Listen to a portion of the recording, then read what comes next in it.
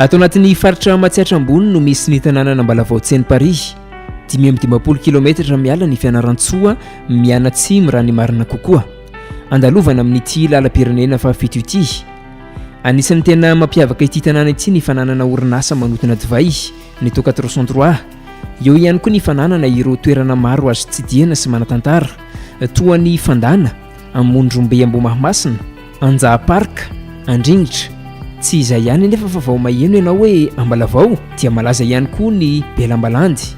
Mahakasika an'izay indrindra no hidirantsika vetivety amin'ny ankapobeny. Nandalo tato amin'ny Soalandy Ambalavao izahay izay toerana iray anisan'ny mpamokatra ny Lamba Landy aty Ambalavao. Inona daholo ary ny dingana arahana amin'ny fanamboarana izay Lamba Landy izay ankoatra ny fambolena ny landy. Raha vao Arlinina tompon'andraikitra voalohany ato amin'ny Soalandy no hitondra fanazavana fohy. Dingana voalohany dia ny manambatambatra ireo landy. Alaina zany le landy be dia arosaka anaty rano mangasika dia rehefa malemy zany azo avadika dia fiazana dia atao sala amin'izao. Dia rehefa avy eo avadika amin'ny fansika ampifansoana enina na fito sala amin'izao ny fomba fanaovana azy. Atambatambatra.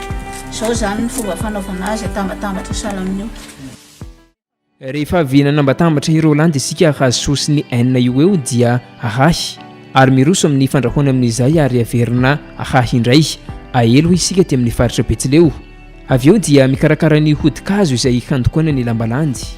Dia nohon' izy atambatra dia rehefa avy eo zany mba hahatonga anazy hafahana manintona ny kofehy zany ary hampiala ny lakôly na ny serisina lakôly ao amin'ny le landy satria landy zany misy lakôly amin'ny fotoagna agnamboarany biby azy zany dia misy lakôly le vavan'ny biby dia igny manambatambatra anazy dia zay no antony ny andrahoana anazy amin'ny savony.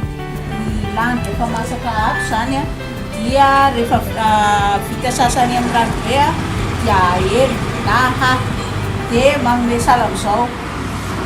Ny sala amin'izao zany rehefa vita sasa ity zany no ahafahana voalohany amin'ny hanaovana anazy.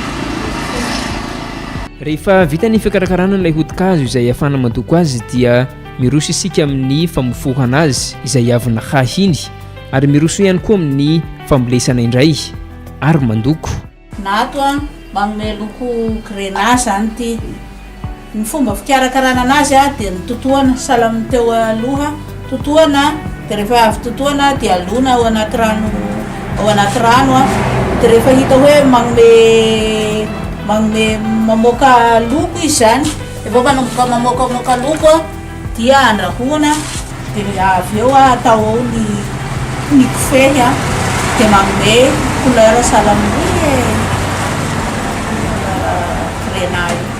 rehefa vita loko ny kofehy dia vavarana amin'izay avy eo miroso amin'ny tegnina indray ary ity no azo lazaina fa dingana farany. Izay no mahakasika ny fanamboarana Lamba Landy amin'ny ankapobeny. Raha sendra mandalo aty Ambalavao Tsienimparihy ianao dia aza misalasala mivily eto amin'ny Soalandy. Amoron-dalana eto Ambalavafana no misy azy. Toerana hafa indray no ezahantsika ho tsidihana amin'ny manaraka. Mirary soa tompoko.